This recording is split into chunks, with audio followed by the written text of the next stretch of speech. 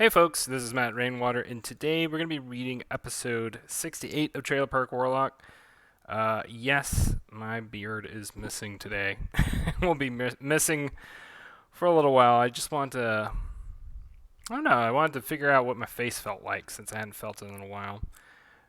Anyway, getting on to what we're doing here, right? I'm going to adjust this real quick. Alright, so this episode of Trailer Park Warlock, this would be the second little mini arc, right, for season 3.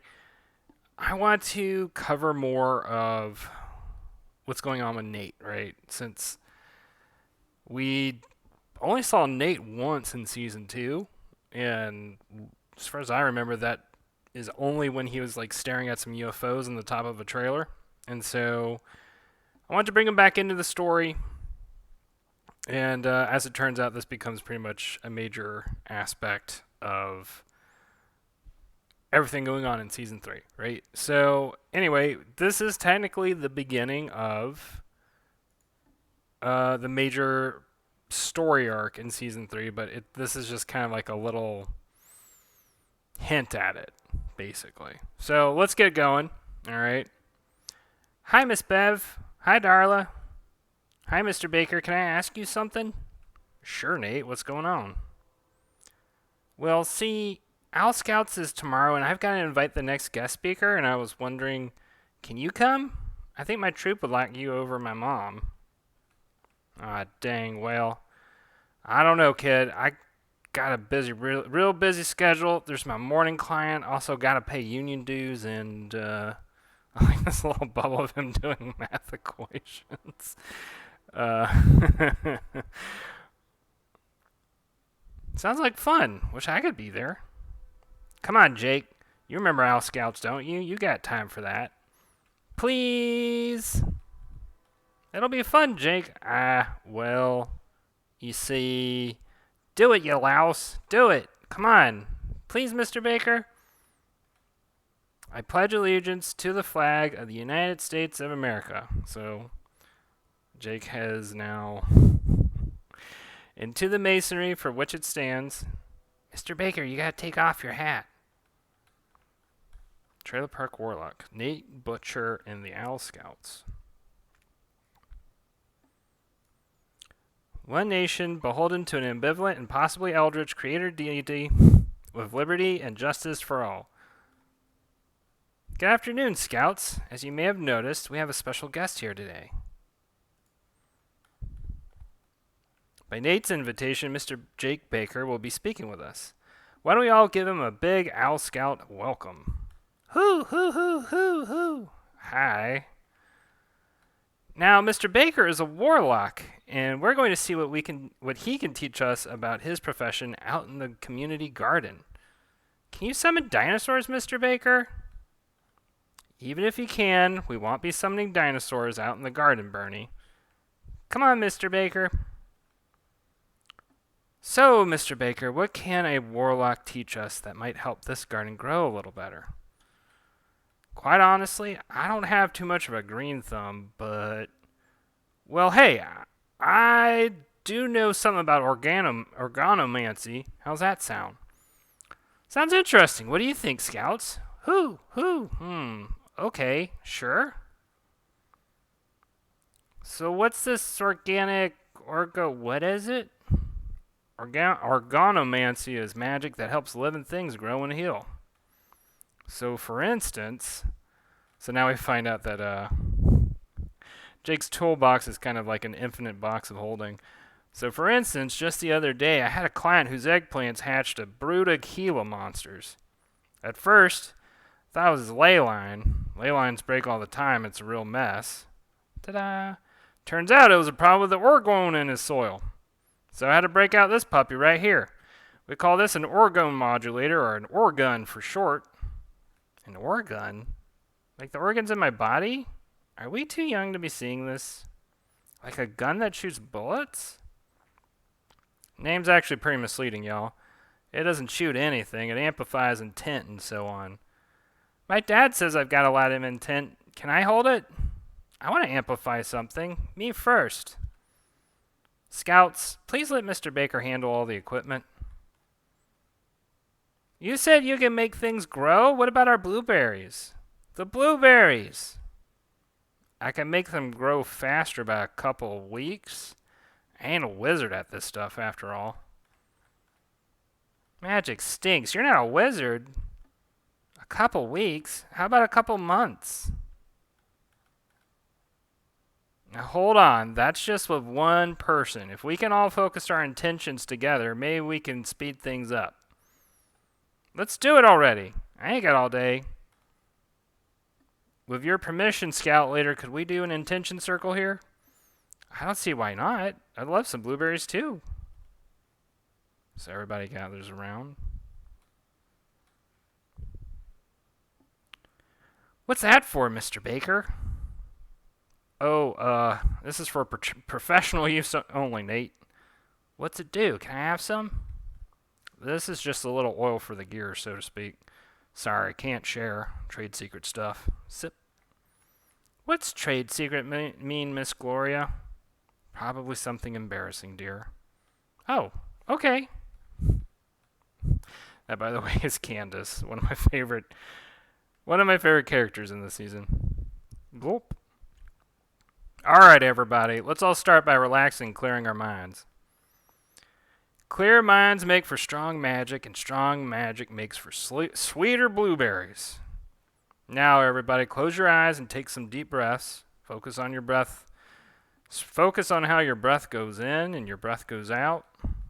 Right now, you might still be thinking about everything that went on today. Now's the time to think about just this moment and nothing else. Some of y'all might still have your eyes open, but I promise it works better if you close them. When we're in an intention circle, fewer distractions make for fewer mistakes. We need to think about just one thing and one thing only. And today, it's just about all those blueberries growing in front of us. Right now, they're growing too slow for our appetite, ain't they? Well, if we go deep into our thoughts and start thinking about those green berries, start to imagine them turning bluer and bluer, like watching a movie all sped up. Pop, poof, poof, poof. So it's working incredibly well. Poom, poof, poom. Holy. So now we're cutting to Darla here. Tip, tap, tip, tap, tap. What in the hell? Good Lord. How do you make a blueberry this sweet? To be continued. So, let's look at the tarot real quick as I think about what I want to say and what I want to comment in regards to this episode. Basically, it's interesting because a lot of these characters I kind of winged when I was creating them. Like Bernie here, I was just like, well, have the kid with glasses. I mean, as it turns out, Bernie's like one of Nate's closer friends. And he plays cards with him all the time, as we'll find out very soon. This was an episode that was very much like, I don't know, having fun with the joke of somebody who should not be teaching this stuff to kids, right? Magic that will make them, give them access to incredible powers, and introducing this orgone concept, which is just basically, you can look more into what orgone is. Something like an orgone actually does kind of exist in the world, in the sense of there are people who believe that if you combine a certain combination of rods and crystals and etc., you can amplify your orgone energy to do things such as fertilizing, plants, creating rain clouds, stuff like that. Interesting sort of pseudoscience stuff that I always find fun and like to implement into Trailer Park Warlock, because that's like one of my wheelhouses for this series. Once again, I've probably talked about this before, but a lot of my ideas have come from I'm being a longtime fan of paranormal radio shows like Coast to Coast AM, um, or Fade to Black by Jimmy Church. Like I enjoy learning about weird stuff, and sometimes it leads to interesting discoveries. Sometimes it leads to really interesting um, historical stuff, and then sometimes you get the pseudoscience stuff, and depending on how you feel about it, that that's either a really big turnoff for a lot of people. For me, it's interesting because every once in a while you have um, you have things in science that kind of get covered up or get there's a fly there or get misrepresented over time just because of yeah, this is a bigger topic, right? Bigger than the scope of talking about a comic book, but when people think that something cannot be at all possible, they will do whatever they can to make sure it's kept secret.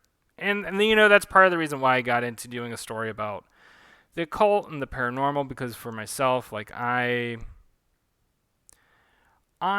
practice certain ritual, I practice certain it's hard for me to say magic necessarily, but it's religious in the sense of I do it ritualistically. I do it for a sense of connection with the universe.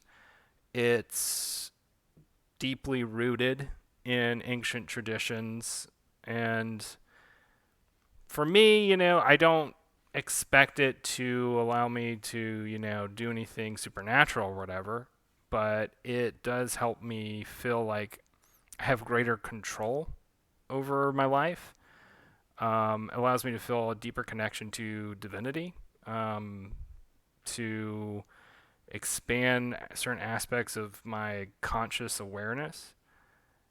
And that whole journey basically really began from that area of just exploring into weird territory.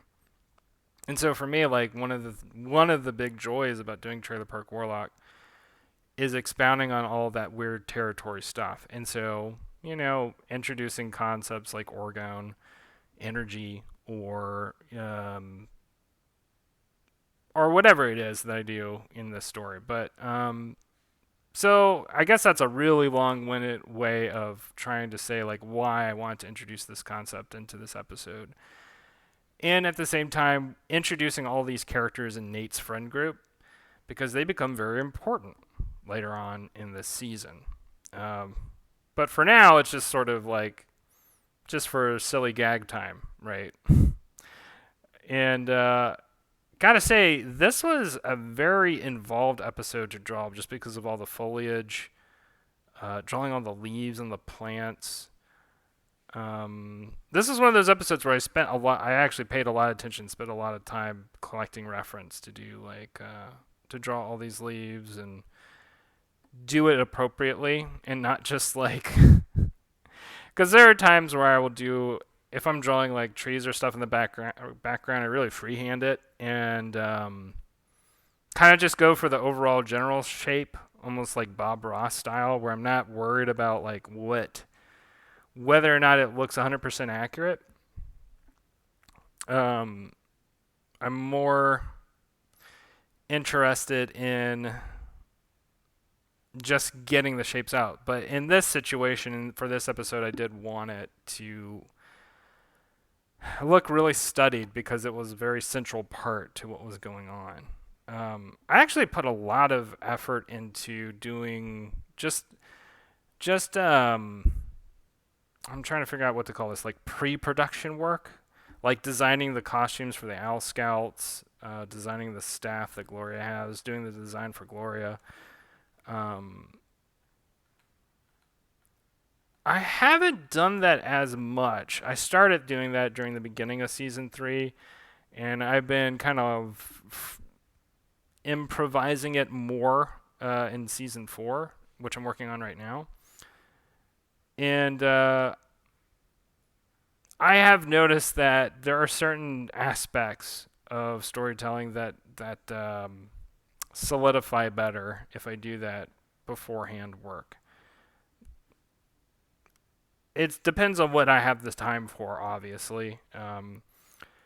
With season 4, I have really streamlined and tried to consolidate my time as much as possible so I don't burn out on working on season 4. And this one, I think I was writing for season 3. I was writing a lot of the energy from season 2, and I'd had a pretty decent sized break at the time.